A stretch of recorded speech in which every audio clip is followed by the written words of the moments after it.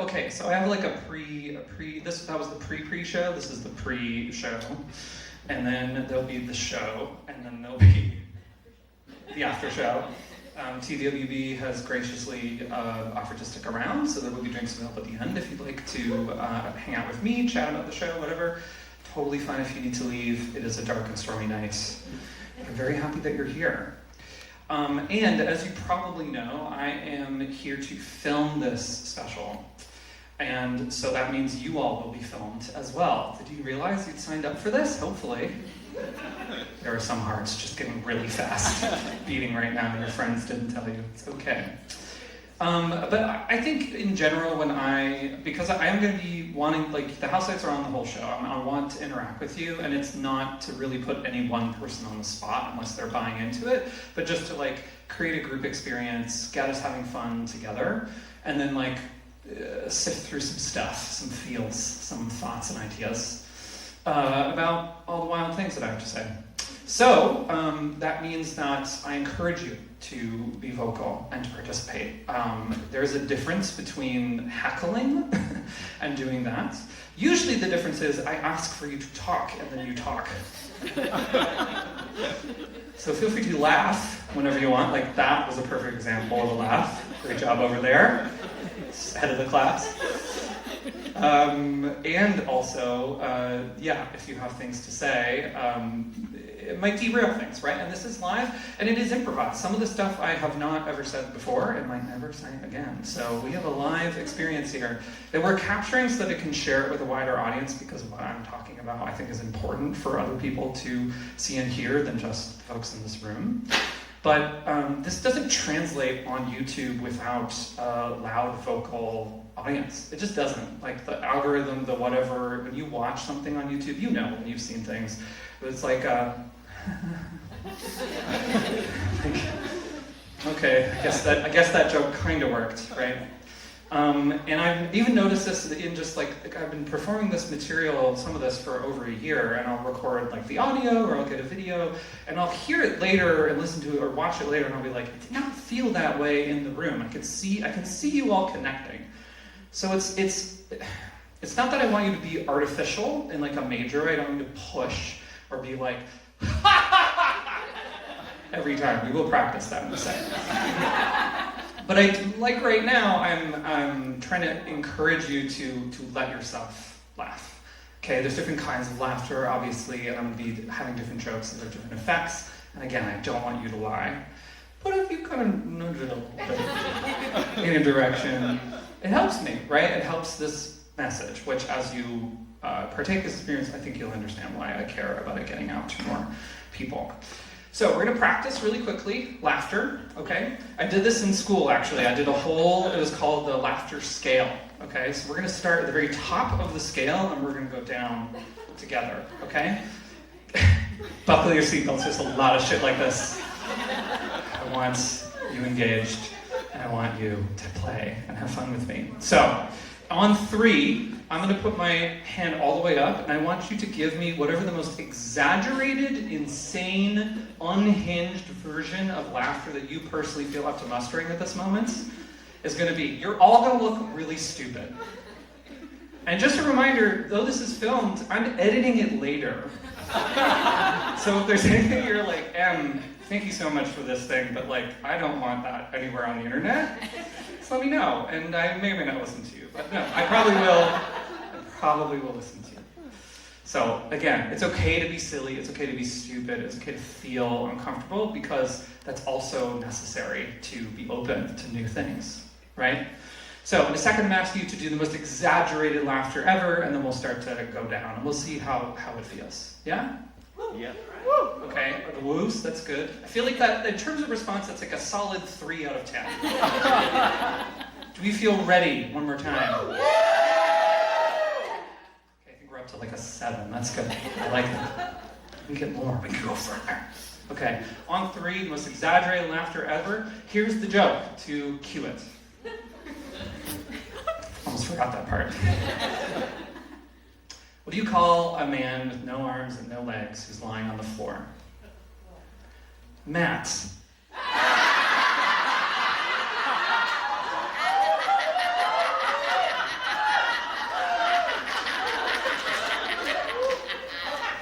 Some of that was real.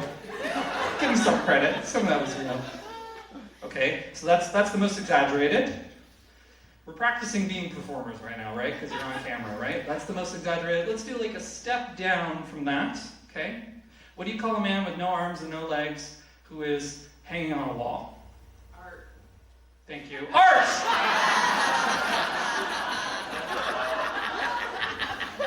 Great comedies, punchlines get stolen.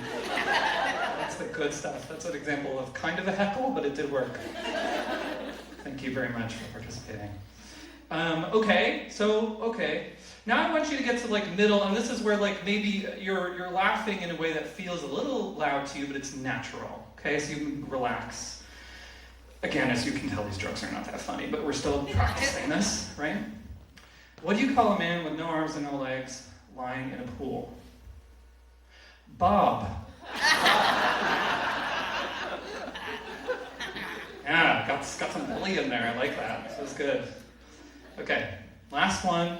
Down real low. We're talking subtle. We're talking just like for you. Whatever your version of that is. What do you call a woman with no arms and no legs who is up against a wall?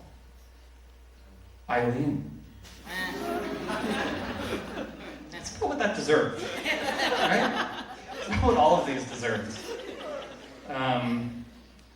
How are we feeling? We feeling warm in some way around laughter? Yeah? Yeah. It's not your job to laugh, it's mine to like create the space for it and to surprise and delight you, and I take that very seriously. But as I said, it's improvised, and there's some things that I'm going to share that are not necessarily like the content that you're like, ha ha ha ha, Bob!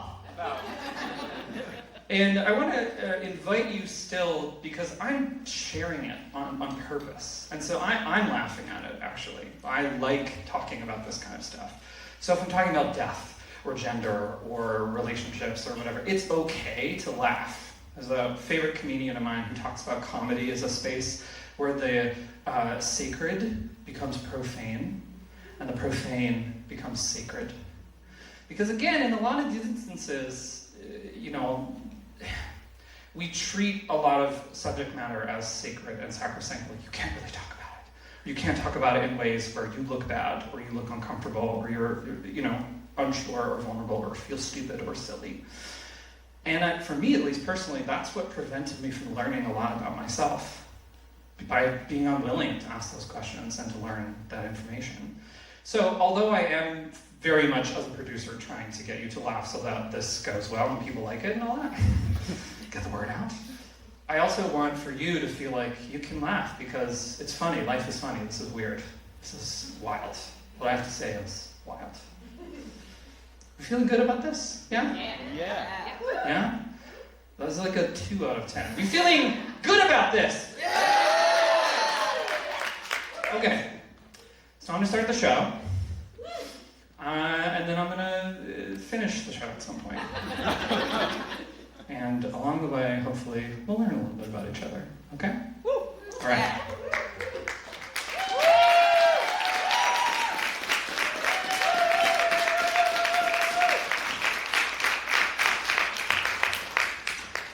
So, hi. My name's Em. It's spelled like femme without the F. Sounds like gem without the J. Or femininomenon without the phenomenon.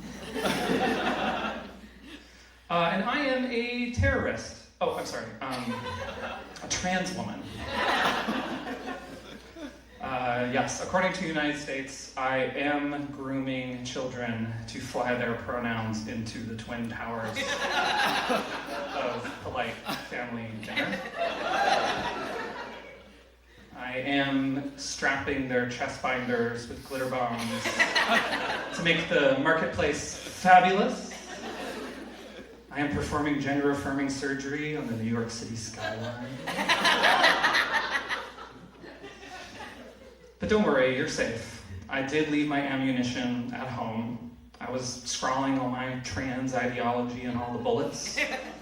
But it was really small, delicate writing. My hand was cramping, so I left them there. it's a bit of an inefficient way to spread an ideology, don't you think?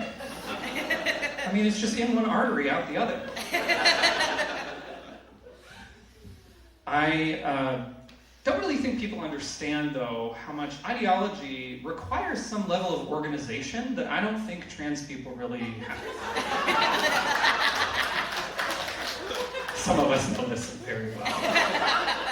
You know, we all have ADHD. Half of us are autistic, so we hate meetings. I personally had some help with my makeup today. Thank you, Kirstin, for your help. Otherwise, 2 to 5 times at minimum, trying to get it to look right.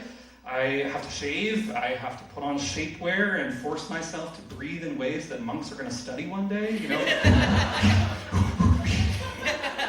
As close as I'm getting to labor.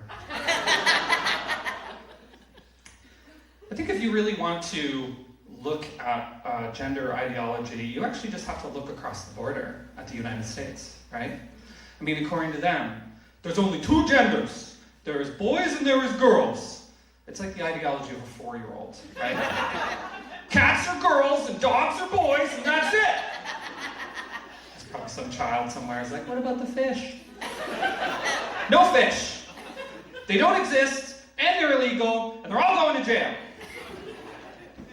And this is a real thing. In the United States, there are these executive orders, some of you may or may not have heard of them, where, for example, if I were to speak publicly about being trans, kind of like I'm doing right now, in some states I could get arrested.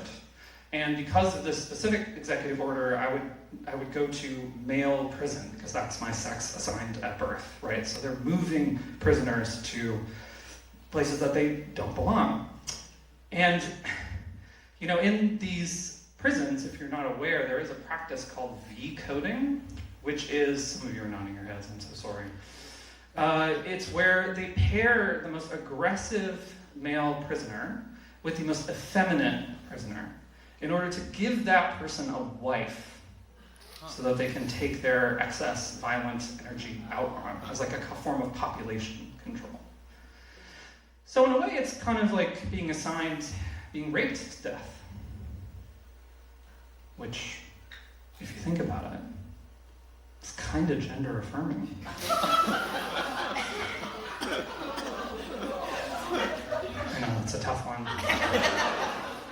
It's tough because it's true. I mean, V stands for vagina, right? So in a way, it'd be like, as it's happening, like, oh, I guess he really does see me as a woman. Truthfully, though, I don't personally feel like a lot of the stuff about trans ideology applies, but in the spirit of honesty, there is one way that I do feel that I'm guilty of grooming, you know? Like, when I see someone that I think has, like, free time, I'm sort of like, maybe they have latent theater kid energy. Maybe someone like you over here. What's your name for everyone? Me? Well, both of you. I was pointing more towards you. You're shaking your head. You're like, no, I don't want to be involved in this. What's your name? I'm Sophie. Sophie. You have latent theater kid energy. Like, No? Like lights. You know? Lights, okay. Yeah. A technician. Perfect. Perfect. So Sophie, how do you feel about coming down to my basement with some of my queer friends? Maybe we're gonna play with some toys, you know, maybe role play with a dungeon master, play some adult make-believe, maybe try on some identities that some people would think are terrorizing, and work with our friends to harness our own inner powers to create a world that we all actually believe in. What do you think about that trans ideology? Fuck yeah. Fuck yeah! Yeah, fuck yeah! Well, that's what I'm gonna write on my bullets. And clearly, it's worth a shot. Thank you.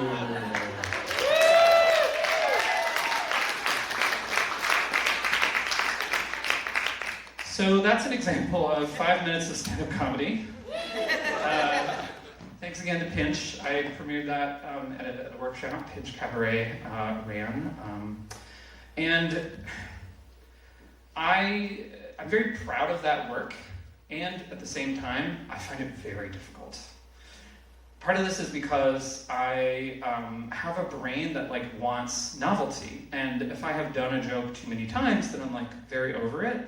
But also, I have to really hold on to the words and the precision, and for me, with my ADHD, hello trans ideology, I forget a lot. I struggle with memorizing lines.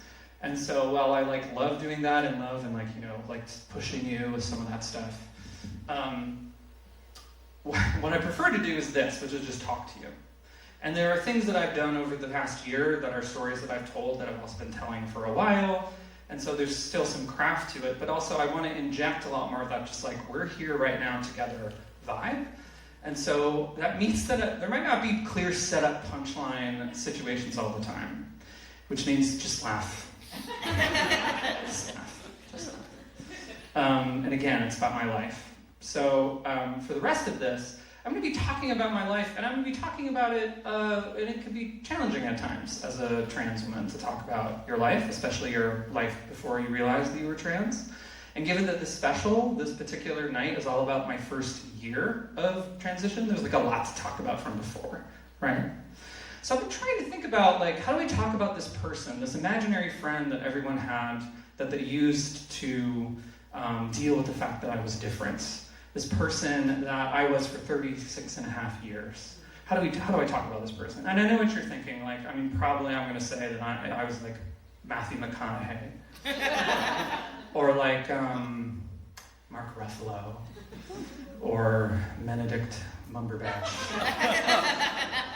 Because my name is M, and it is a pun on my given name, because I fundamentally believe that my life is a joke and I'm the punchline. So I wanted to honor my given name by using M, but I don't want to talk about that person and use that name. Some trans people, it's really, really hurtful actually to use that. And for others it's not, but for me it's kind of in that in-between early stage. So, I was starting to think, okay, I'm not like those celebrities, those are really cool guys. I'm much more I was really generous and hardworking. I was big and a big beard. I was Santa Claus. I was Santa Claus. So for the rest of this, I'm going to be referring to moments in my life where people said real things to me. Most of this is real. Again, my life is a joke and I'm the punchline. I don't really have to make up too much stuff. And I might refer to myself from back then as Santa Claus. Which in a way is kind of a perfect metaphor for me of masculinity. The song Santa Claus is Coming to Town. It's that's how it felt. He sees you when you're sleeping. He knows when you're awake. He knows when you've been good or bad, so be good for goodness sake. That was my life, for sure. I wanted to be a good little boy. And now I like being a bad girl.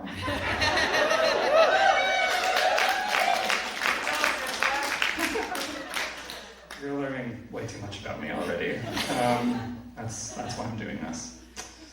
So, because I don't like to plan ahead, and I have decided to improvise with a lot of this material, I'm going to involve us in the creation of this special. I mentioned Dungeons and Dragons. It genuinely is my favorite thing. It is where my autistic brain goes to self-regulate. And so I actually do have one of those toys that I was talking about. Sophie? Yeah! Spicy already. Oh my god.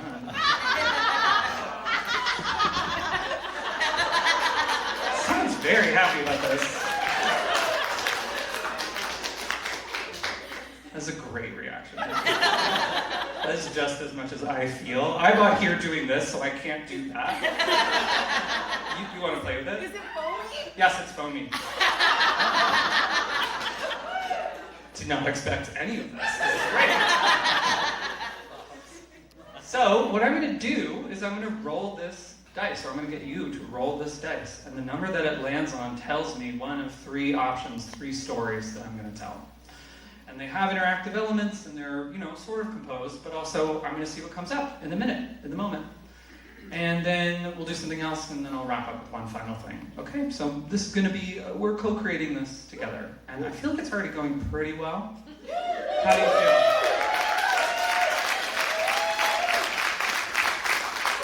Some of you are not clapping. Just kidding. Pander to me all you want, but you don't have to. I respect the honesty. Sophie, would you like to be our first dice roll? Okay, stay there. Just go ahead and you can throw it towards the stage. Okay. Yeah. What are we aiming for? So, before you go, thank you for asking me, because now I can tell you. Yeah. 1 through 7 is a story about the loins. 8 through 14 is a story about the heart. 15 through 20 is a story about the world.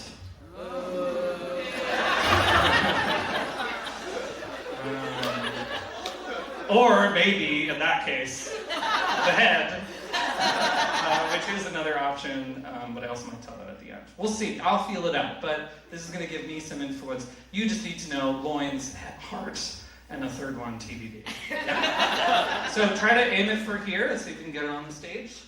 3, 2, 1, go! Oh my gosh! Immediately off the stage. Too much power coming from this side of the stage. Oh, okay. It landed on 13. Lucky number 13, which is a story about the heart. So, I want to know, to start this off, what did anyone want to be when they grew up? So this is like a very classic icebreaker. I did a lot of corporate events for a long time. I know, involved a lot of icebreakers. And did them a lot in New York City, where I used to live. And I would use this as a way to get to know people. So what did you want to be when you grew up? Could be microbiologist, could be ballerina, could be princess, Cher, who knows? Does anyone have a thing that they wanted to be when they grew up? Yeah. Sheep farmer. Sheep farmer. Okay. And I know this, but what do you do now? Not sheep farmer. Not sheep farmer. A receptionist and a writer. A receptionist and a writer. Okay. And so what happened? I learned that you didn't just cuddle them. Uh-huh. You had to actually do things. Yeah. And then I was out. Yeah, that makes sense. Once the reality of the manual labor kicks in. That's how I felt about marine biology, actually. It's I have to touch sharks? That's too scary. Anybody else? What do they want to be when they grew up? Yeah. Bruce Lee, but female. Bruce Lee, but female. Love it. And how's your karate moves now, would you say? I'm still a martial artist. Still a martial artist. Awesome. Hey, live that dream. That is awesome. I try to have that in my head sometimes, and that's why I play D&D. So I don't have to really do it. Anyone else? Astronaut. Okay. And what do you do now? Data science. So you sort of were looking up at the rocket, maybe not actually. There's a winding path. Yeah. Something maybe a little different about what you were capable of, even sheep farming, versus the idea of yourself when you were young, perhaps. Well, I wanted to be, when I was a kid, I wanted to be a marine biologist. I wanted to be a famous movie director. I wanted to be a paleontologist. That was another big one. And I wanted to be a velociraptor. So in a way, I kind of wanted to be the movie Jurassic Park. Right? And what I really should have realized, fundamentally, is what I actually wanted to be was a lesbian. Right? But there were signs all along, there was a constant drawing towards, even if I didn't realize, life found a way. So for example, these are all true. My first car I ever bought was a Subaru Crosstrek. Yeah! Pretty lesbian. Yeah. Yeah. I wore a carabiner in college as I walked around getting my theater degree. My dating strategy in all of my 20s was just to befriend a beautiful woman and then just kind of yearn for her, hoping that something would happen. A lot of times when I say that, there's someone down in front that's just like, that's gay. It is. It is very gay. I even married a lesbian. Thank you. Thank you. I didn't know that I was a woman at the time, and she did not know that she was a lesbian. Oops. But we had a 6-year relationship, and to be honest, there was so much that was going right. I was all in. The only thing that I kind of noticed is that there were a lot of expectations on me as a man that I was having trouble feeling like authentically able to fill. But again, Santa Claus, I'm going to make a Christmas every day. I'm going to push those feelings down and get these elves into shape. Try harder. Make the presents happen. Right? So we love each other so much, we got married in a hurricane. Also true. You can look this up. 2016, Hurricane Matthew made landfall in a small rural South Carolina town. And I won't blow up her spot, but let's say my wife's maiden name was like Bob. Her family founded the town in the 1600s, so it was Bobville. Right? And so she was the princess of Bobville. The entire town was coming out. And like about a week when we got there, the reports were starting to come out. This big bad hurricane was going to hit and make landfall. And so we decided at the last minute to move our wedding date up so that we could get married and then evacuate to higher ground. Yeah. Hurricane Matthew made landfall within an hour of our original time. It's like it got an invitation in the mail and it didn't want to be late. And so there was obviously like a whirlwind of adventure here. A lot of the family members were like, "Let not so strong knots, this is gonna last forever." I say that with like a slight acrimony in my voice because I did end up getting divorced a year and a half later. Fuck yeah. Yeah, gotta do it at least once, y'all. If you haven't done it yet, just wait. I know, tough and true. So I was in grad school. I was going on a big trip, and I was mourning my best friend who had passed 6 months earlier. I was very disconnected, isolated from her. We had moved to Philadelphia from New York. It was a very stressful, economic, emotional time. And I come back from this trip, and we have sex. Because another thing that I should say about not realizing I was a lesbian is I was very, very anxious about making sure that she came from sex every time. No exceptions. Santa Claus was working really hard every night. I just wanted the work was mysterious and important. I wanted to figure out the fingering, like Tchaikovsky on the guitar, really wanted to figure it out. It's really for my ego that I say this part, but it is true. I cared a lot about it. So we have sex when I come back. Of course, been away for a week and a half. And in this kind of post-coital glow, or smoking imaginary cigarettes, she turns to me and she says, "Santa Claus, I have something to tell you." And I was like, "Yeah, what's going on? How are you?" "I think I'm in love with my friends." And at first I was very in a cis guy, straight guy way, wait, so are we threesomes? Is that what we're doing? I was kind of excited. But very quickly the conversation was leaving anything to do with me and really about her. And this friend, this woman who she had met when she was working together, that I had been driving her home from work and like had known pretty well. And I was confused. I like wasn't understanding it. So eventually she sat me down after a couple of days and she's like, Santa,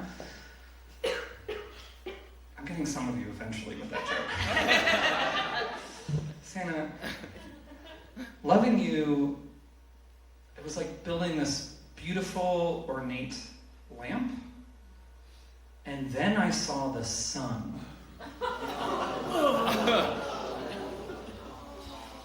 Which I don't recommend you say. Ever. In any context. Just don't say it. We know breakups are hard, but come on. I feel like we're growing apart. I feel like we are on different pages, different work. There's so many other things we could say. But in that moment, I did realize two things. Okay? First thing, oh, she's gay. She's like gay. You know? Like, this is some Emily Dickinson shit. This is like devastating and beautifully poetic. And the other thing that I felt was genuinely excited for her. Because for her, being gay was not on the menu. You know, being in rural South Carolina. And she had figured this out through this connection. And I was feeling these weird, I was like almost giddy. I was like excited. I was like feeling like a schoolgirl. And I remember we like put covers over as we were like giggling about it. Oh, what's she like, you know? And it was pretty easy actually for me to feel the first example of gender euphoria. Where like I felt myself connecting to that feminine part of myself through this close love that was not meant to be, ultimately. Because again, I did not know that I was a woman. Oops.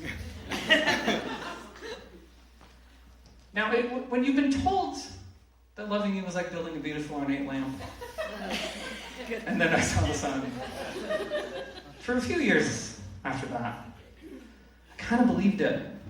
I kind of believed I was only lamp-worthy.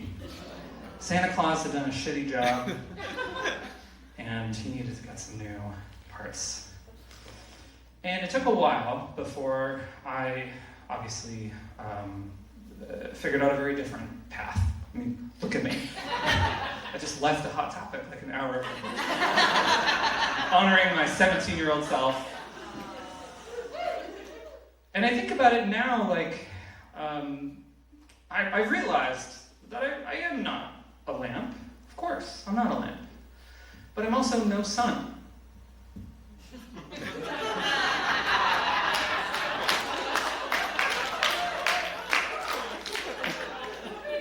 I'm a daughter.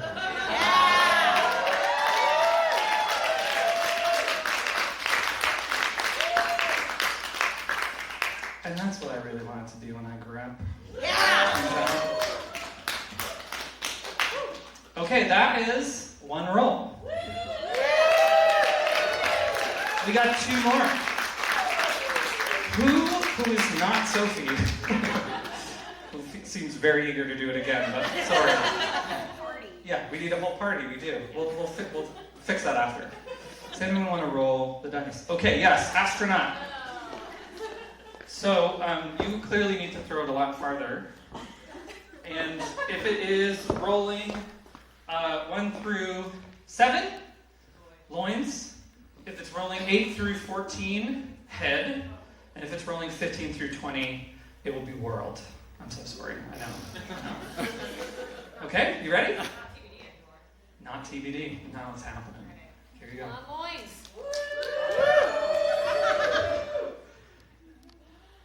Is the design flaw in this? Is that it's all the way back there and only I can see it? And I could say whatever the fuck I wanted and you wouldn't know. It's 10. We're talking about the head. Okay, so I want to conduct a social experiment. Okay? If you like something that I tell you to tell me if you like, I want you to raise your hand up high. If you're like, meh, keep it at like this, at half level. And if you absolutely dislike it, hands down to the ground, as deep down as you can go into the earth. Okay? We want strong opinions. Don't no wiffle waffle here unless you're really like in the middle, okay? Try to commit. For now, you know, it's not like it's being filmed or anything. Oh yeah, it is. Okay, pancakes. Okay, we got a decent showing for pancakes. Some people are like, no, I'm waiting for a better option, which of course is waffles. Yeah. All right, very nods. Yeah. Okay, in the middle, you're lying. Come on. Pancakes all the way. Pancakes all the way and waffles in the middle? Okay, I can't tell if you're lying to me or to yourself. What about Mark Carney? We have some down, some middle. Dare I ask this audience, what about Donald Trump? Yeah, this is the way I get people to bow down to me. Down. Okay, last one. Me. You fucking liars. I knew it. Pandering. I know, look, I just set up, please exaggerate your laughter and tell me the truth about how you feel. But I want to get some active data here. I know you've all chosen to come up to the show, so you probably don't actively hate me. But let's see if we can get some more honest data out of you. So what I'm going to do is I'm going to turn around. It's going to be a blind go. I know I've been staring at you and think, do you like me? Do you like me? So I'm going to turn around and, what's your name again? Devin. Devin. Would you mind just a quick tally, how many people end up raising their hands? And then you can tell me whatever you want, clearly, because I'm not going to see, okay? Yep. But I'll let you know when I'm ready to hear, okay? So I'm going to give you 10 seconds. I just want to know if you like, are on the fence about, or fucking hate me. Go ahead. 10, 9, Devin, make sure you're counting. 6, 5, 4, 3, I promise I'm not looking. 2, 1! Okay, I didn't see it, I promise. All right, on 3, I want you to tell me the number, okay? 1, 2, 3. I don't fucking care.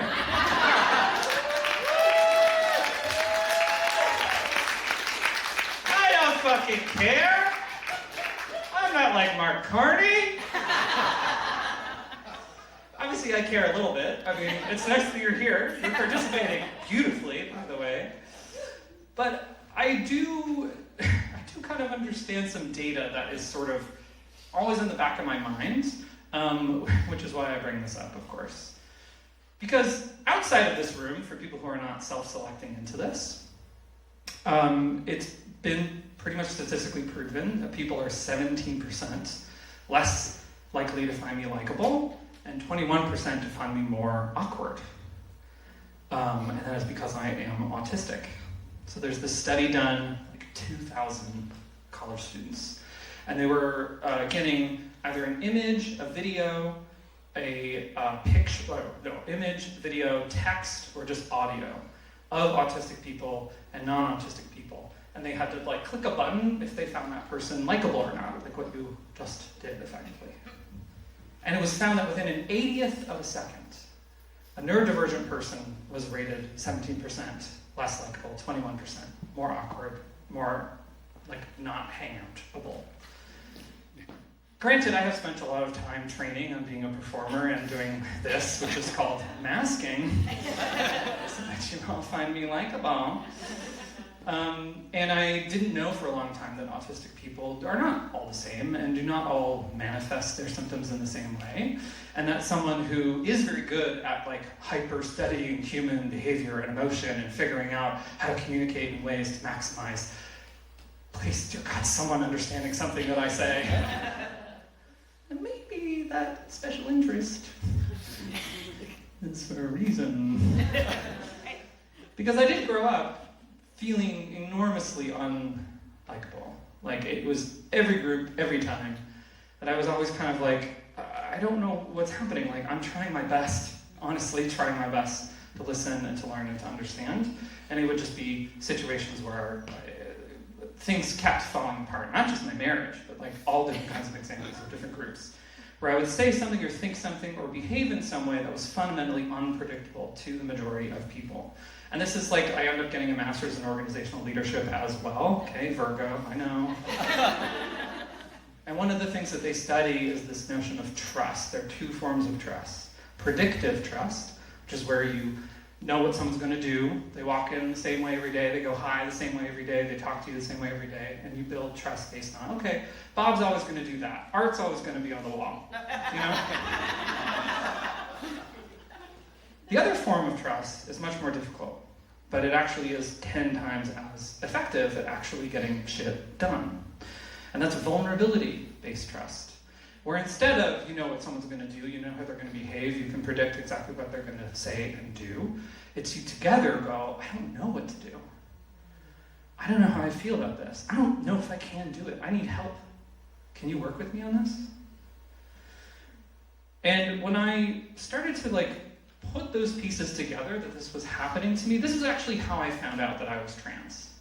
So I had a book that I was reading called Unmasking Autism by Dr. Devin Price. Some of you are nodding your heads for obvious reasons. You did all show up a little late tonight. Reading the first chapter, I was just highlighting every line. It was like my life was suddenly blinking. I was finally out of a high definition picture of why the fuck I am the way that I am, and why it's difficult for people to understand me at times. Including because I'm actually improvising this right now and I don't know what I'm going to say next, and it can be a lot to surf these waves. You're all doing a very good job, just so you know. Santa Claus is still here a little bit. I'll give you the gift of gratitude. So I started reading this book, and all these pieces were falling together. I was realizing, I have terrible proprioception. All of the number one thing that when you get assessed, you have your friends take the same test about you to see if they pick up on the same stuff. Now, ironically, usually there's not a lot that's picked up because your friends are also likely autistic. And don't notice, are no, that's normal. But one thing that both of my friends, who definitely, everyone has the right to their own determination. But it's possible, maybe, that they are also autistic. Thank you, Ethan and Sam. I hope you see this. Please come see this. I know, friends far away. I'm in Canada. It's weird. Aww. The one thing that they all rated me very high at doing is knocking shit over. I'm a fucking black cat, you know? Because I don't know where I am in space most of the time. And this is some pretty, clear reasons, right? Transness and autism and ADHD and neurodivergence in general, there is some correlation. Some British studies before the British went fucking insane were finding that there's about a 17% correlation, to the point where they were recommending for younger people, if you are suspecting that you have autism, you should be chatting about gender, because it's possible that there's going to be a link for you, and that can help you out. I wish I had known all this stuff way a long time ago, right?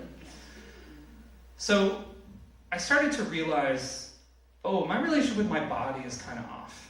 I don't quite feel everything. I'm so used to pushing my feelings down to Santa Claus, Santa Claus, Santa Claus, Santa Claus, as hard as I can. I'm whipping those reindeer into shape, Virgo, that I'm not feeling how I actually need to feel. And so my autism assessor quite literally prescribed me two things. They said, number one, you should play D&D regularly. This is true. Because it's a special interest, and you regulate through your special interest. Meaning that I would describe getting lost in these stories and coming out after 4 hours of playing make-believe with my friends, that I would feel clearer and better, and I was connecting with other people and creating something. What I like to say about D&D is it's not that I'm the director of the movie, it's not that I'm the actor of the movie, it's not that I'm the writer or the videographer or whatever. I am the movie, right? And I feel that way about it. And I have a new campaign starting soon. I'm very excited. The second thing that I was prescribed was something called somatic therapy. Yeah. which if you don't know what that is, it's soma means the body, and I think the idea is, a lot of autistic people have a lot of thoughts happening all the time. It's because we don't prune our neurons, so everything just sticks around. We're like the hoarders of neurons.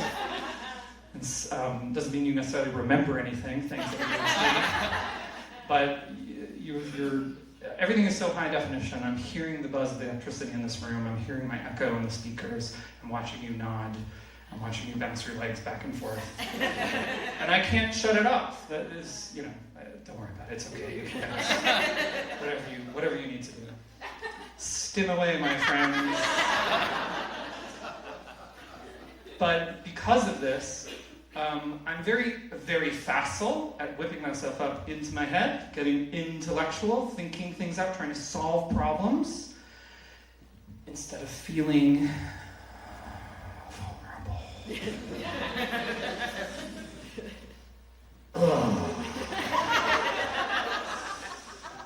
It sucks so bad to feel vulnerable. And yet, what I found when I started working with a somatic therapist, she sat me down and she asked me to close my eyes. You can do this too if you want. And really just asked me to notice what I was feeling. And I think she meant physiologically. So where was I feeling hot or cold, tense or loose, unsteady, unstable. And she asked me to do something that I actually realized I've been doing quite a lot since I was a little kid, which is to imagine from that place, who is that? So another thing that a lot of somatic therapists use is this thing called internal family systems, which is another kind of therapy. Some of you are nodding. I'm in a dead spot. I came over here and I completely lost my way. Oops. In somatic therapy is frequently paired with internal family systems, which is where you imagine, instead of there being one self, that you are all the time, and you're good when you're good, and you're bad when you're bad, and that's it, which is how most of us are taught to live our lives.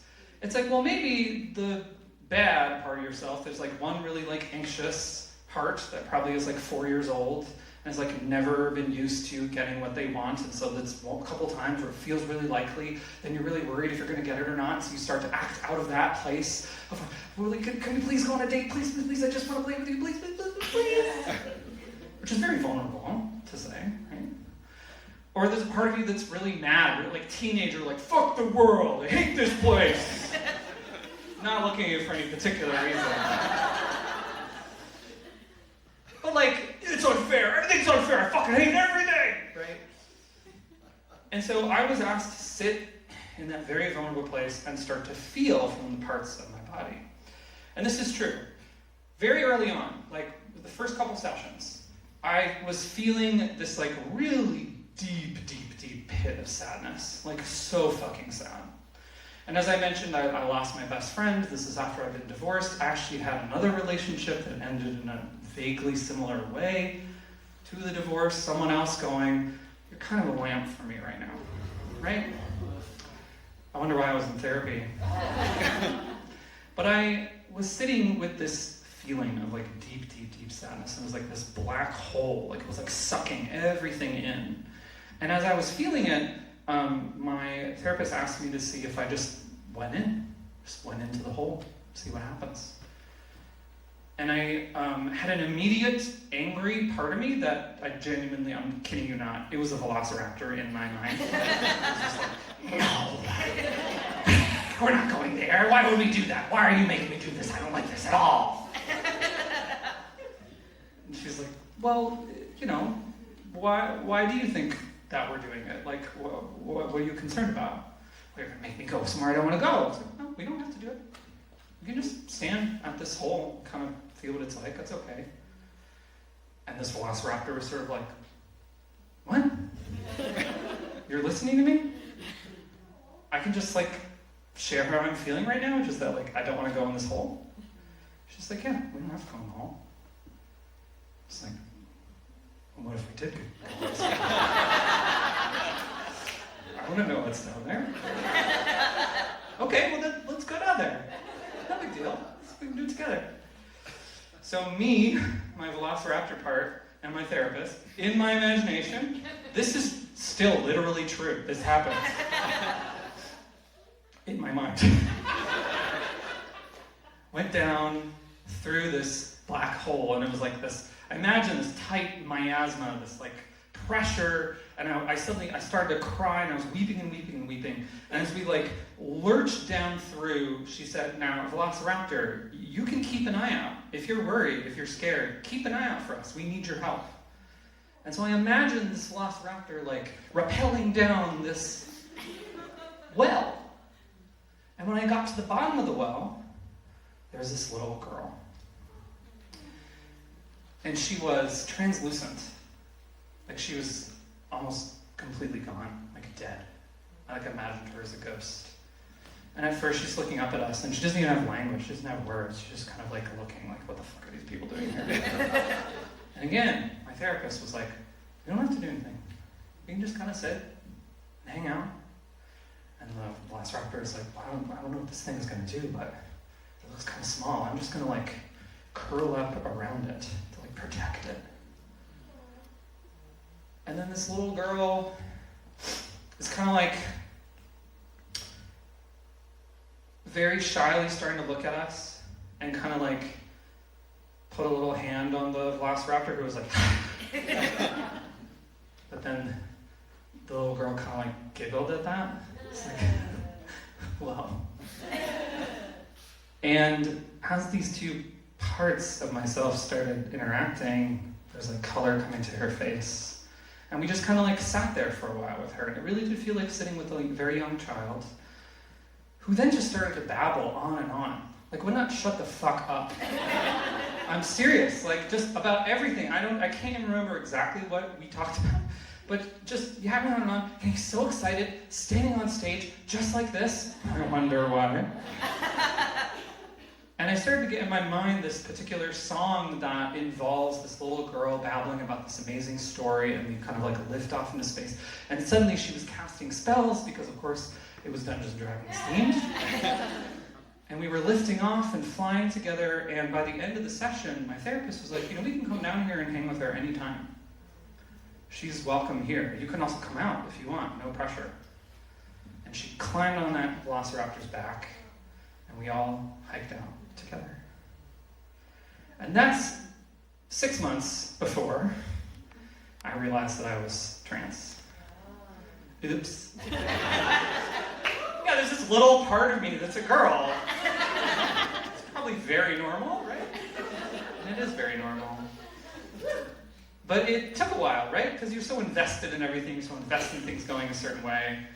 And it took me a while to realize that, okay, yes, there's this study that I am not as likable as neurotypical people according to these certain studies, that I have tried to work very, very hard to please other people, that I have tried very, very hard to be the, star of the show, big man, Santa Claus, giving out gifts. But what actually helped me feel better about myself day to day and my body was getting to know the parts of me that I was scared to meet, that were on the other side of these dark black holes that I think are kind of in all of us a lot of the time, And sitting with those feelings on the other side has led to me running out of the Hot Topic with this outfit.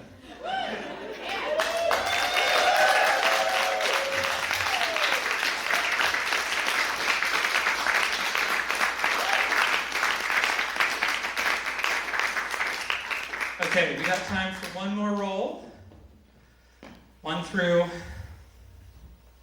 14, loins. 15 through 20 is the world. You wanted to do it? You were raising your hand over here? Okay. I'm going to toss it to you, is that all right? Okay. Nice. Great catch. So try and throw it on stage, and we'll see where it lands.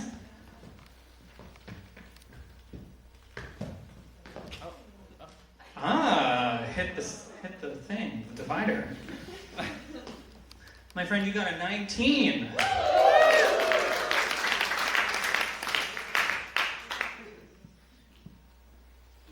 I'm going to tell the wine story anyway.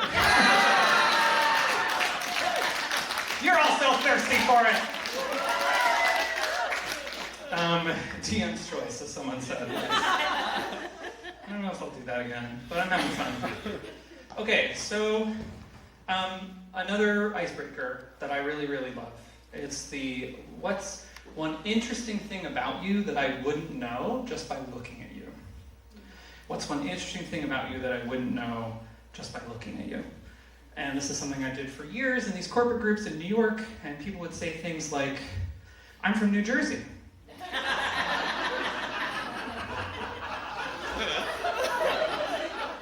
Which is not particularly interesting. For those of you who don't know your geography, New Jersey is right across the river from New York. It's like if you were to be like, I'm from Cambridge. Sorry, Cambridge, love you. Others say, I just love Lord of the Rings. I'm like, I love it too, slut. What do you mean? It's not that interesting. Role play with my dungeon master. One person did tell me once, I once pushed my brother out of a 2-story window. She did say later that he was fine. But I think that's more what I want. Does anyone have an example? What's an interesting thing about you I wouldn't know just by looking at you? Yeah? I torture people. You torture people? Yes. Okay, so I don't know if we've covered comedy shows admitting to crimes. Feels like usually not the place. Is this recorded? You're away. What do you mean by torture people? I'm a registered massage therapist. Registered massage therapist. Okay. So, yes, now I understand. I will be requiring your services later. Okay, that's pretty good. Registered massage, you torture people. Anyone else? I also torture people. You also torture people. Organic chemistry to biologists. You teach organic chemistry to biologists. Now, for those of us who maybe just like didn't get that far in biochem, why is that torturous to biologists? Okay, the astronaut that is no longer the astronaut is like, biochem's hard. People who kill dreams for people who go to medical school. Okay, so you kill dreams professionally, that's what you're saying. I have the best people coming to my shows. Okay, that is pretty interesting. Killing dreams, torturing people. Anybody else? Yeah. I used to be a pro wrestler. Used to be a pro wrestler. Wow, okay. And what do you do now? Mortgages. What happens? Wrestling hurts.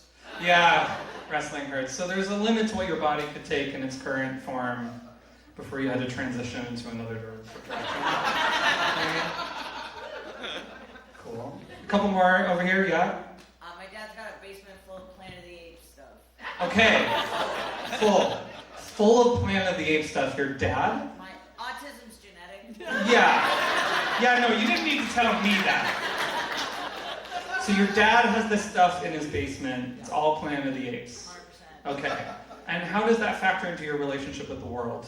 Ooh, too many Muppets at my house. Too many Muppets at this person's house. That's an enigma we're gonna have to unpack later. Last one over here, someone else, yeah. I'm also a trans person that moved here from the U.S. Hey!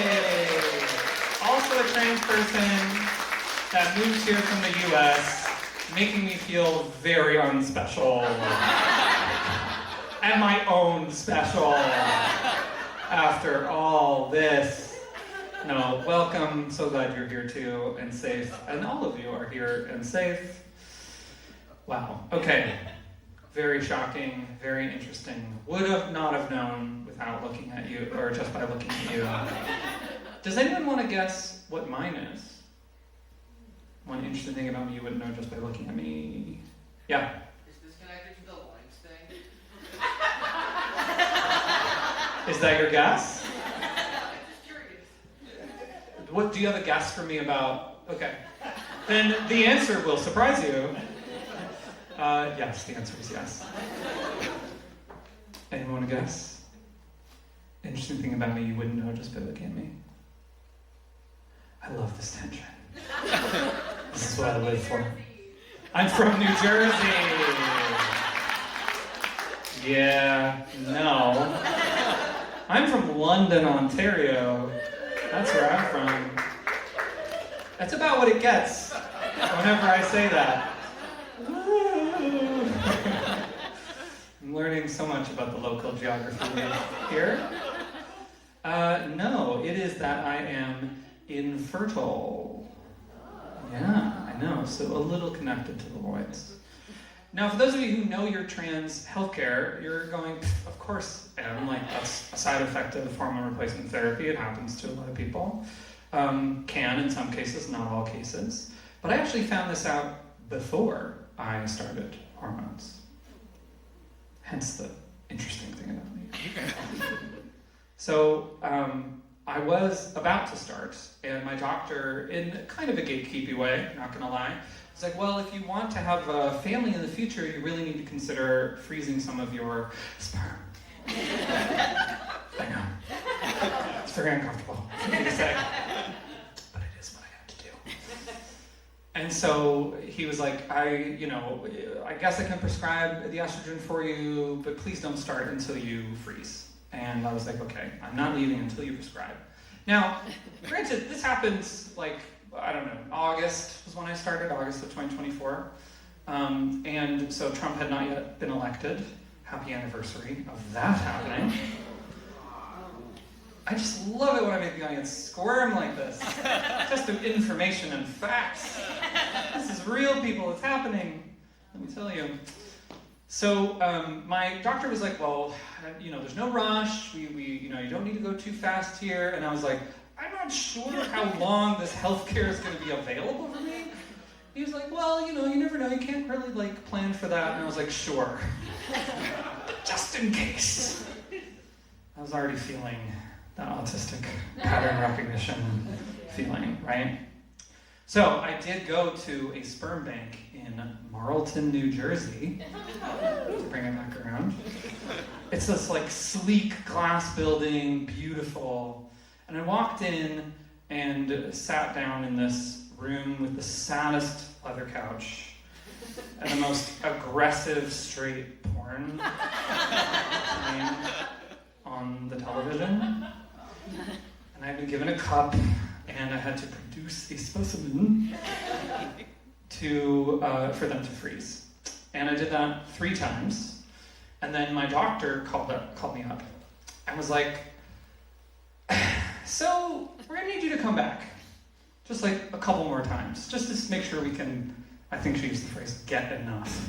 I was like, so there's not enough? I feel like it was a productive session, all things considered. 3 times, okay, 2 more. It's expensive, it's racking up, but it was kind of an affordability program thing. So I go back again, and afterwards she calls me and she says, look, the average amount of sperm in any given specimen is about 20 million to 140 million individual sperm in any of those specimens. And you have 21, and only 1 can move. So everyone else was like, oh, fuck this. And even that one little guy was like, I don't want to be a man either. It was wild to receive this information. And I had to go to a specialist. I had to get a karyotype, which is a blood test that determines your genetics. It said 46XY, normal male on the results, which made me laugh. Nothing normal about me, regardless of the dumb sex gender discussion. All my hormone levels were low normal for testosterone. There were no blockages. I went to this doctor who asked me to, could you hike up your skirt or pull it down or whatever you prefer. So kind. Gave me a little exam. And I waited 2 months to see this guy because my specialist had said, this is the urologist who know for sure what's happening with you. He's the expert, you need to wait and see him. And I was like, okay, well, can I start the hormones anyway? And my doctor was like, well, frankly, it's not going to hurt at all. There's nothing usable here.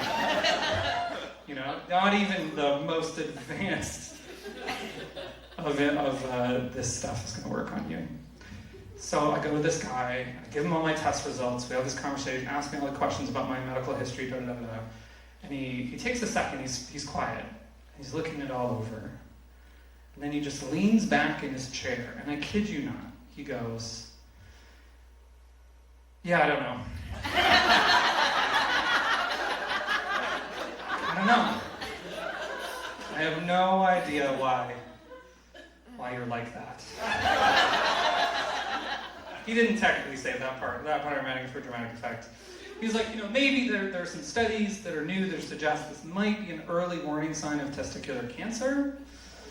And if you're transitioning and you're planning on getting an orchiectomy anyway, which was his specialty, orchiectomy is when you cut the balls off, right? Testes.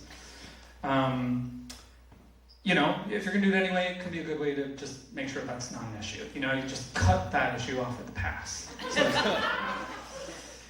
And then he literally did say this. He said, by the way, while I'm down there, we could also consider a vaginoplasty or a vulvoplasty. Now, I had not been someone who thought I had any gender dysphoria with my genitalia.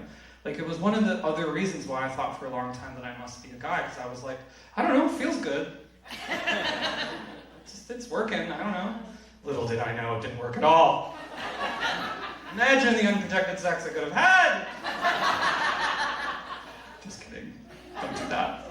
Stay safe, everybody. I had started working at this medical college, which is why I was getting all this medical care, because I know I'm in a room full of Canadians, I'm talking all about all this health care I'm getting as an American, and I know you think, well, clearly she's rich. I'm not rich.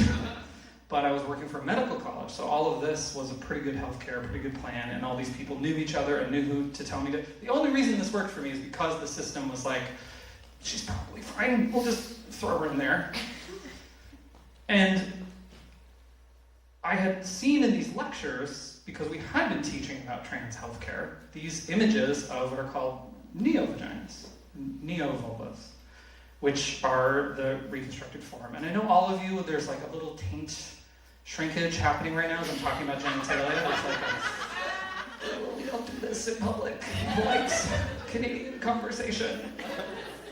But again, it was like a real thing that I didn't know anything about because no one talked about it. No one talked about it. No one wanted to feel any sense of vulnerability-based trust around what does it mean to have a genital at all, to have a genital that matches or doesn't match or anything. And so I looked at these images in class. I was there to support the curriculum. And a thought did occur to me as I was looking at it. That looks just like my ex-girlfriend's. And to me, she had a very beautiful vagina. And so when this doctor said this to me after examining me and going, I don't know, whatever, I don't know what you have, while I'm down there, I was suddenly like, oh, I guess there were two options, right? If you don't know, there's a vulvoplasty and a vaginoplasty. And a vulvoplasty is like constructing the stage door. Looks like a pretty good door, you can ring the doorbell, sound cue comes from over there, ding dong. You walk in, good night, Susan, right? But there's not a lot of depth, right? You're really just presenting the front. This side of the room's really enjoying this. The other option is the vaginoplasty, where they actually construct a shaft, and so it's sort of like creating like a mine shaft. And you do, those things are very structurally unstable, they can collapse. So you have to put something in to keep the structure solid a lot. And people who choose to do this, and it's completely normal and totally fine. And then you're not in danger of killing any minors.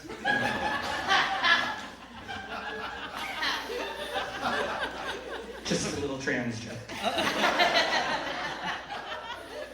For the crowd. But I had this realization later. So he talked about those options, and he's like, just to be sure there's no cancer, we're gonna do one final screening, and we're gonna give you an ultrasound. And I understand the irony of someone who is infertile getting an ultrasound, which I associate personally with pregnant people, right? I go down to this basement, and this incredibly hot nurse practitioner, who is not just like small and cute, but also is extraordinarily competent. Like, talks me through the whole procedure, uses my correct pronouns. She's like, hike that skirt. And I was like, yes. To the point, like, I mean, she was doing such a good job. I was like, should I leave a review on Yelp? Like, this is too good. She spreads this gel down there, and it's warm and gooey. You know, it's a consistency of cum, right? And then she takes a big plastic wand and starts rubbing it all up in there to get the right angle, take the right picture. And I'm lying here having this dark room, feeling so relaxed and like this woman is so hot. And I start to think about the fact that, like, ever since I was little, I didn't masturbate the way that men traditionally, at least that I'd seen on porn, masturbate. You know, guys are like,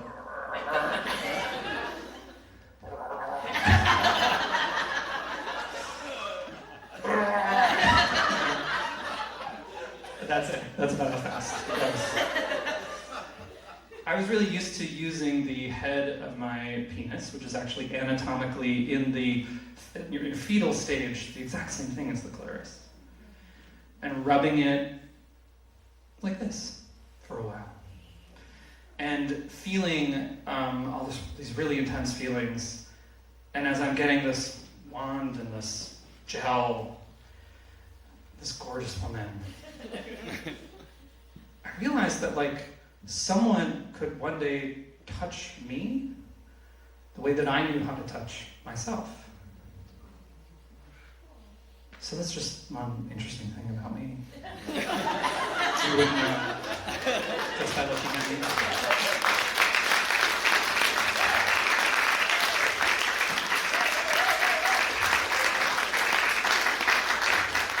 All right.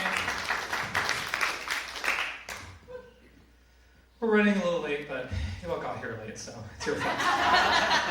I'm still having fun. Are you having fun? Cool. I would like to do a tiny little bit of what I like to call reverse crowd work. So we just talked about genitalia. We talked about it. Woo, loins, yay! Some whole routine that come out of that for sure. That would be really fun. And you've seen me do more traditional examples of what I might call crowd work, where, like, I ask a question, someone answers, I grill or berate you for humor. But I don't feel like I've had enough attention tonight, personally. Like, I've had many years where this girl was hidden down at the bottom of the well, and now she's out partying with you all, dressed to the nines. And I do think that, again, we're in a stage, especially right now in this world, where we're not really, like, comfortable talking about or asking questions. And so what I want to do is, instead of me asking you, what do you do for work, I want you to ask me something that your most inconsiderate, awkward, probably autistic uncle might ask a trans person, a trans woman like me. And so it's not you, you know, you're performing. You don't have to actually perform, you can just ask the question. But, like, ask me something that you want to know, or that you think this awkward uncle doesn't get and wants to know. And I'll try to answer it in a way that is both funny and honest. We'll do 3 of them because we're running out of time. Yeah? Does anyone have one in their mind? Yes, please. Do you actually own any lamps now, or are you very lamp adverse?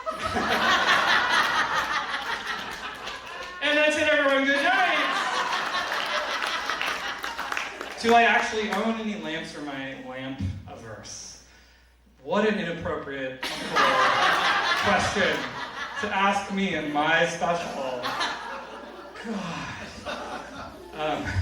Actually, I love lamps. I do. Another thing, like high overlit fluorescent light, not good for me. I hate it. I can hear it. It's so loud. Quiet glow. I've just added little like fairy lights. Yeah, fellow autistic over here. Fuck yeah! Lamps all the way, baby. Oh, lamps are beautiful. They're just not something that I would consider the basis for a solid relationship. It's supposed to be a marriage, you know. I think I've answered your question. I'm not sure, but it was a good one. Anything relevant to being trans? Not that you want to know, but maybe someone like your uncle. Yeah. So when you first started experimenting, what was the first female thing that you did? Okay, it's a great question. So when I first started, and then there was a long, uncomfortable pause. Which I think was crucial to this question, right? When you first started experimenting, what was the first thing you did to feel female, right? Sort of what you said. Yeah, what a question. It's hard to answer because for a while I did think that I was like gender queer, and I do think it's an extraordinarily valid identity. If any of you do not take this the wrong, I'm not saying it's transitional, you're going to turn out to be binary. No, not at all. Happened for me that I'm more binary, and I really do feel female, and I love being a woman. But it's not for everyone. But at the beginning, I was still in a relationship where Santa Claus had to, deliver Christmas presents. I can't just give up the beard. I won't be Santa anymore. What will happen to that relationship? Spoiler alert, just break up. And then realize you're trans. It's wonderful. I highly recommend it. I did, though, when I was, because I knew that I was autistic, so I was trying to focus on what are sensory experiences actually feel good to me, just because I like them, not because they do something for other people or about other people. So I had this, it's kind of a dress / a pants, it's like slits on the side, and it has a crotch in the middle, but it kind of looks like a skirt as you're walking. And I went on a date with a trans, non-binary, autistic person, of course. And I'm walking down the streets of Philadelphia, and I'm like fucking feeling myself.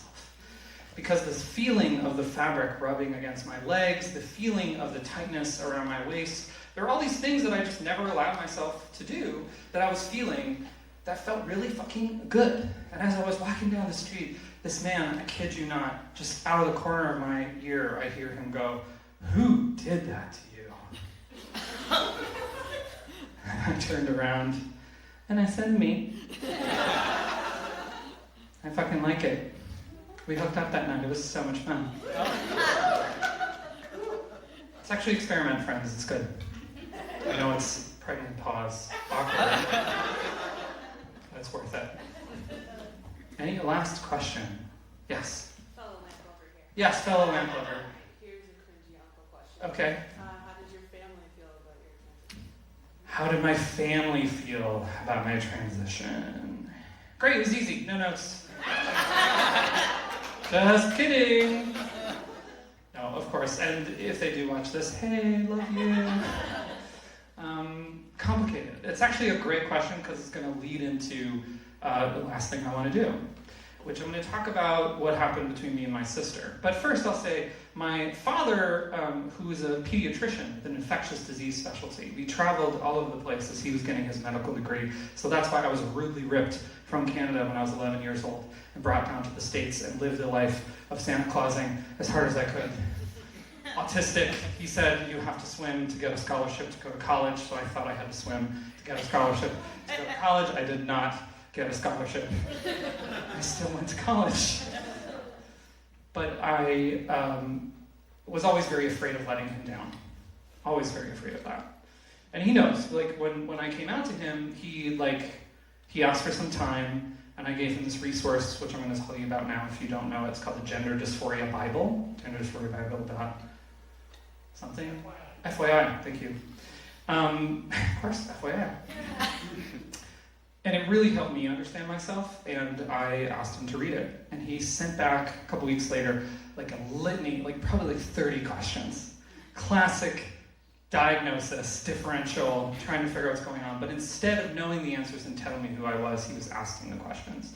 And he said to me later, he said, look, I've treated so many kids with HRT, and the only thing they report as being a struggle is being bullied after they start. So he knew a very, like, front row seat what it was like. And my mom, you know, I love her and she loves me, and that's absolutely unquestionable. And I'm the eldest child. I'm the only son. Oops. And I do think there's some grieving that she's still going through for changing this relationship. She already has 2 daughters. Why should I have a third? We're so annoying. But now to set up this last story that I'm going to tell tonight, it's about my sister, one of my sisters. And it involves me being in Boston with her at Christmas. And so at a certain point in this story, I'm going to go like this, and that's going to be your cue to do something for me. Okay? What I'm going to want you to do is to break out into song. Everyone's stance, fully shrinking. Emma, we've been here so long. You've asked me to laugh so much. Now you're asking me to sing? Yes, because I'm a brat and I want to. So you can either pick a favorite Christmas song if you practice Christmas, if you like it. Maybe something that you were really excited to sing when you were little. Or it can be Happy Birthday, or it can be your favorite Taylor Swift song. Like, I don't care. I just want you to sing. Okay? We're going to practice together. Is everyone ready? So when I go like this, I just want you to start singing as hard as you can, as loud as you can. 1, 2, 3.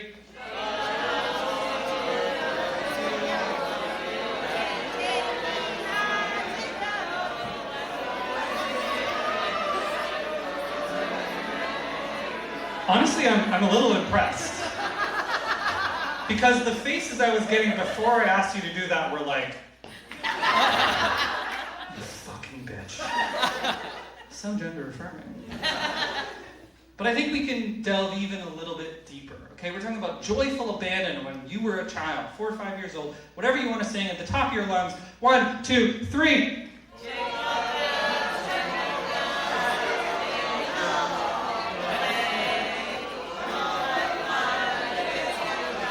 So there's this thing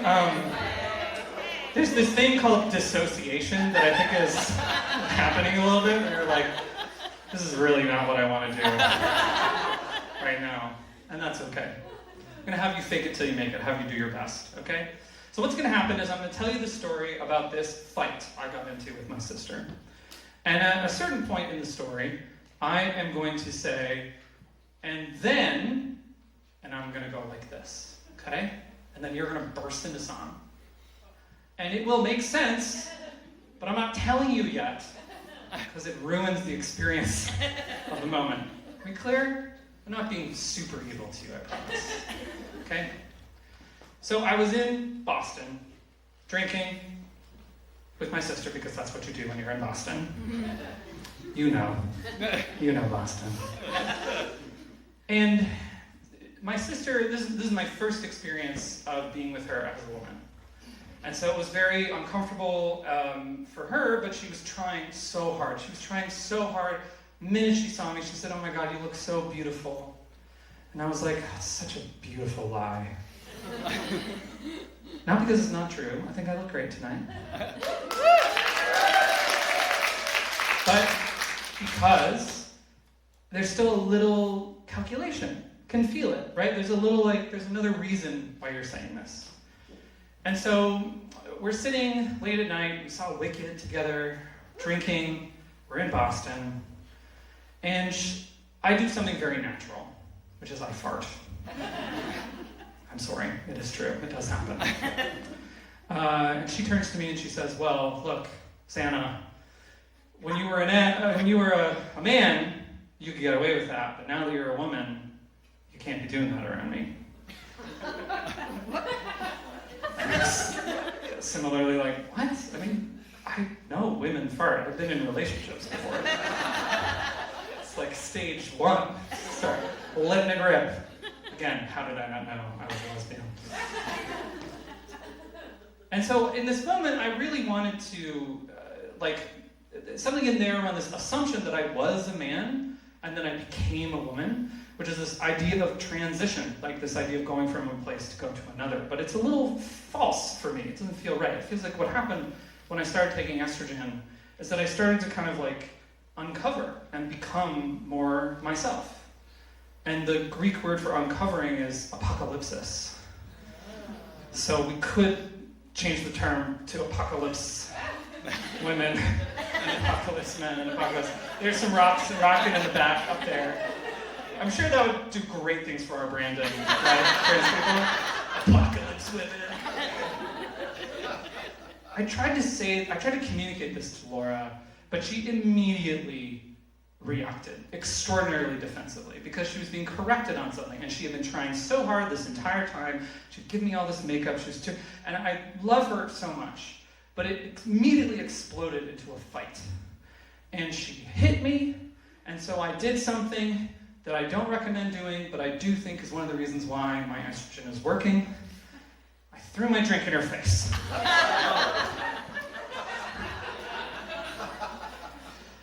And it didn't get better from there. It was very Jersey Shore of us. But what I wanted to tell her, and Dave, you can start to dim the lights here. What I didn't get a chance to say, because we started fighting, is that for me growing up in our lives, and you can dim the house too, it was like walking around all my life in this dim, dark room. And I could see kind of shapes of things around, but okay, sure, there are these vague shapes. And when I started taking my estrogen, when I took my first injection in that sperm bank in Marlton, New Jersey, all of a sudden, it was like...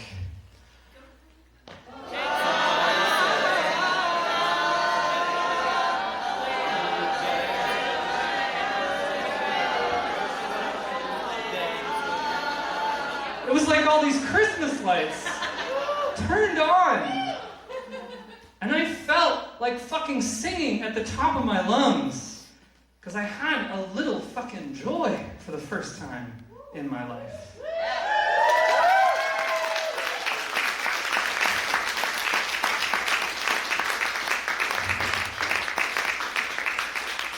And I didn't get to say that to her.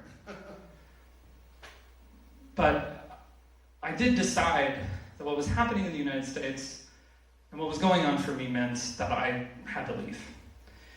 I talked about the V-coding situation. I talked about the kinds of laws. There's only 2 sexes, boys and girls.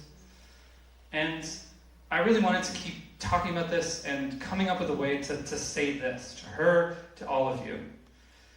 And so I gathered up all my paperwork in its various states of messy gender, whatever, sexuality. You know, I had my given name somewhere, I had my chosen name elsewhere. Sam without the F. And I drove up to the border.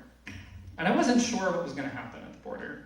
I know you're all Canadian, but I do know what happened to the Indigenous people. You know, it's not like we're that better up here. Let's be honest with ourselves. Dang shrinkage.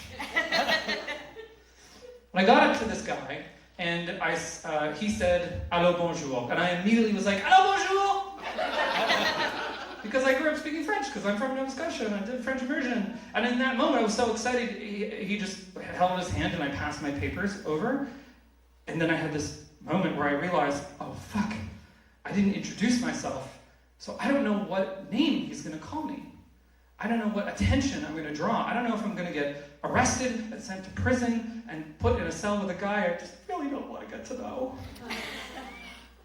And so he looks over the paperwork, and in a very similar way to this doctor, and he was kind of quiet for a little bit, just looking it all over. He puts it all up. He asked me, you know, where are you headed to? And I was like, oh, Kitchener Waterloo. He was like, where's that? Never heard of it. That's not true. He did know where I was. He hands it back to me and he says, welcome home, man.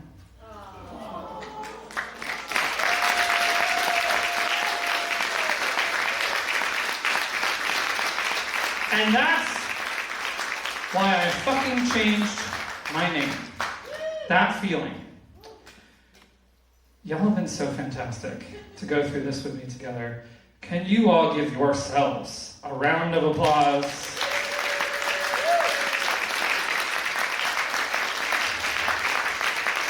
I want to thank JM Drama, which supported this. I want to thank Path the Dog Creation, which supported this. I want to thank TWB. Does have beers outside if you want to buy one for the road. Chat with me after the show. I want to thank Kirstin for helping me with my makeup and hair. I want to thank Kitchener Queer Hangs and Addison for making all the connections that got this all started. You all have been a patient, fabulous audience. It's so hot in here. So I think it's time to get out and go into the night. Thanks for coming.